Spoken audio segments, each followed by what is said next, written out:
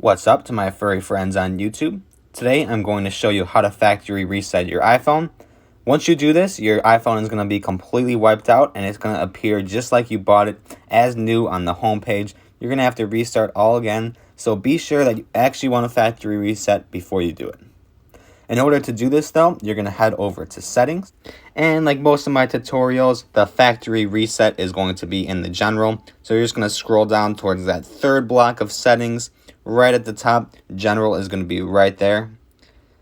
Then what you're going to do from here is just scroll down a little bit more, and then the second option from the bottom right above the shutdown button is going to be a reset button.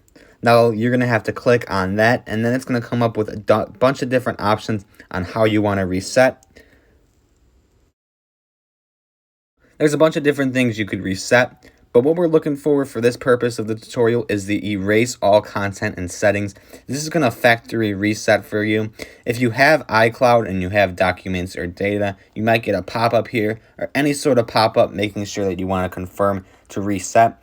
I actually don't want to reset this phone, so I'm not going to go through with the process, but from here it's pretty simple. Chances are you're not going to get this pop-up unless you're in the same boat as me and you ran out of data on your iCloud, but you are going to get some sort of pop-up. It's just going to confirm that you want to factory reset, because this is kind of a big decision you want to make for most people.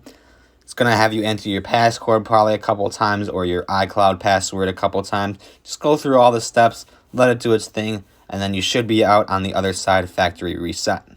If you were confused or you had any questions by this tutorial, be sure to leave a comment and I'll get back to you as soon as possible. Otherwise, if you found this helpful, be sure to like and subscribe, and thanks for watching.